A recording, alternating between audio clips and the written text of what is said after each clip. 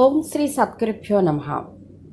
సంస్కృతి సాంప్రదాయం అనేవి ఆయా నివాస ప్రదేశముల యొక్క వాతావరణ పరిస్థితులు, జీవన విధానాలు బట్టి ఉద్భవిస్తాయి. మన సంస్కృతి మనకి ఏ విధంగా మంచి అనేది తరచి చూచిన మనకే అర్థమవుతుంది. భౌతిక శాస్త్రం తరచి చూచి యోచించిన కొన్ని సాంప్రదాయాలకు అర్థం చెప్పగలదు. ఆధ్యాత్మికత అన్ని శాస్త్రాల కంటే అత్యుత్తమైనది, అన్నిటికంటే ముందు ఉండేది. భౌతిక జీవనానికి కావలసిన విద్యతో పాటు తప్పనిసరిగా నేర్చుకొనవలసింది ప్రాథమికమైనది. జీవించడం ఎలా అనేది నేర్పే విద్యయే ఆధ్యాత్మిక తత్వజ్ఞాన శాస్త్రము. ఆ జ్ఞాన సముపార్జనకు గురువుని ఆశ్రయిస్తాము. గురుబోధ తర్వాత మనలో మార్పు చాలా అవసరం. ఆ మార్పు సాధన వల్ల సమకూరుతుంది. సాధనకు చిన్న చిన్న అడ్డంకులు వస్తూ ఉంటాయి. అన్ని రకాల కోపతాపాలకు వ్యక్తి గురి అవుతూ ఉంటాడు. అయినప్పటికీ ఒక స్థిమిత సమయంలో స్థిర నిర్ణయంతో చేసే సాధన ఎన్నో విధాల ఫలితాన్ని ఇస్తుంది. మన ఊపిరి అయి మనల్ని కాపాడుతుంది. అనేక జీవరాశుల కన్నా మిన్న అయిన మానవుడు మేధస్సుతో మనుగడ సాగిస్తున్నాడు. అటువంటి మేధాజీవి స్వప్రజ్ఞతో పాటు గురు ప్రబోధ ప్రజ్ఞను వాడినప్పుడు విశ్వాంతర్యామి అగుచున్నాడు. విశ్వరూపిగా ఆలోచించగలుగుతున్నాడు. విశాల భావాలతో ఆరోగ్య జీవన శైలి అలవాటు చేసుకుంటున్నాడు. మరి స్ఫూర్తి అనేది ఎక్కడి నుంచి వస్తుంది? గురి ఆశీర్వచనం మనోమందిరంలో చైతన్యం కలుగచేసి నియమిత సమయంలో అంతరాళం నుండి సాధనకై పిలుస్తుంది. మనకై ఎదురు చూస్తుంది. ఎన్ని వేల సంవత్సరములు గడిచినో ఆ స్ఫూర్తి మరణించదు.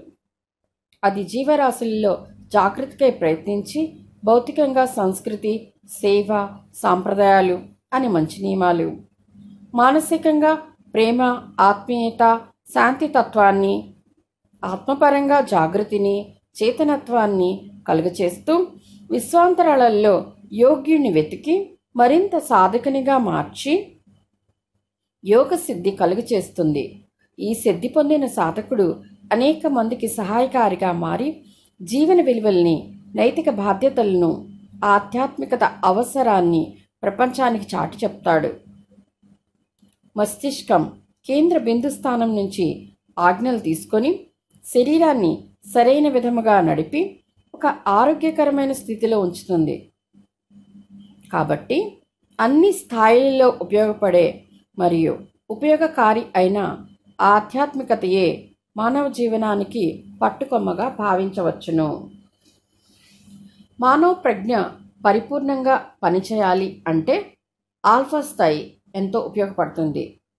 ఆల్ఫా స్థాయిలో చెప్పిన విషయాలు మానవ మస్తిష్కం మరువలేదు. ఆల్ఫా స్థాయికి వెళ్ళడం ఎలా? 21 సార్లు మహామంత్రాన్ని జపించి ఆ ప్రకంపనలు దేహమంతా ధ్వనిస్తున్నట్టు భావించండి. అలా ఆ ధ్యానంలో కొంతసేపు ఉంటే మనిషి ఆల్ఫా స్థాయికి చేరుతాడు. అప్పుడు మానవ ప్రజ్ఞ పరిపూర్ణంగా పనిచేస్తుంది. నియంత్రణ శక్తి కలిగి వ్యక్తి నిజతత్వానికి దగ్గరగా ఉంటాడు. జడత్వ స్థితి తగ్గి దివ్యత్వమై కాంతితో, ఆలోచనలతో ఉంటాడు. అటువంటి స్థితిలో ఉన్న వ్యక్తికి ప్రబోధించడం చాలా తేలిక. ఎందుకంటే విషయ అవగాహన శక్తి ఆ స్థితిలో పరిపూర్ణంగా ఉంటుంది. జడుడు, మూఢుడు అయిన వ్యక్తిని కూడా తెలివైన వ్యక్తిగా తీర్చిదిద్దవచ్చు. కావలసింది సహనం. సహనంతో ప్రయత్నిస్తే కొండలు నుగ్గొగుతాయి. రాక్షసులు దేవతలుగా మారుతారు. నైజం దివ్య నిజ ప్రవర్తనకు దగ్గరవుతుంది. సాధన, సంస్కార బలాన్ని పెంచుకోండి. నియమిత కాలంలో సాధన చేయండి. పరిమిత కాలంలో కాలాతీత స్థితిలో జ్ఞానాన్ని పొందండి. యోగాగ్నితో శరీరంలోని జడత్వాన్ని, రాక్షసత్వాన్ని దగ్ధం చేయండి. కాంతిలోకాన్ని దర్శించండి. ఓం శ్రీ సద్గురుభ్యో నమః. శుభమస్తు.